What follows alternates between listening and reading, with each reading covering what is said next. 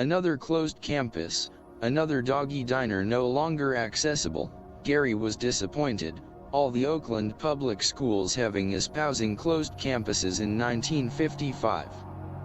Commencing with his final semester at Frick Junior High, the Doggy Diner and Foster Freeze, across Foothill Boulevard from the junior high, having proclaimed off-limits during school hours, and to leave the school grounds, now requiring a permission slip.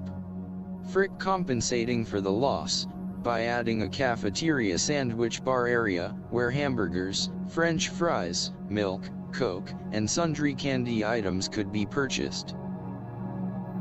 Gary having looked forward to venturing off campus at Castlemont for lunch, especially to the malt shop in the 8300 block of MacArthur Boulevard. A burger fountain establishment, and a haven for teenager to congregate. Recalling from earlier years, during his journey home from the Castlemont pool, the doors being open, hearing the music, the teens dancing to the jukebox. The Doggy Diner across from Castlemont, another, falling victim to the campus student captivation, imposed by the Oakland Public Schools' new policy, the diner having succumbed to closure with its enactment. There was no recourse, so with solitude resolve, he made use of the school cafeteria with the rest of the student captives. The young man was uncomfortable during this noon hour, a feeling of being under observation prevailed, as he made his way beside the fenced-in oval track and football field, heading in the direction of the swimming pool. Along this route, groups of students were huddled in clusters, several benches and trash containers abounded. Gary looking for a recognizable acquaintance, it was his first time in this area.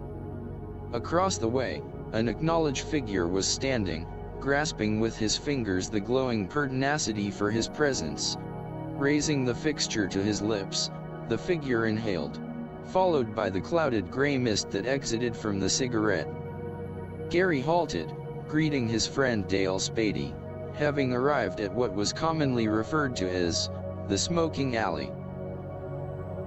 Since the closing of the campus, Castlemont providing a supervised smoking area for the student body, students being allowed to utilize the area before the start of class in the morning and during the lunch hour, with a staff member present for oversight.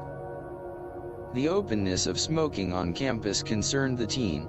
It wasn't like he was performing something reprehensible, but troubling, in that it was something he didn't want publicized.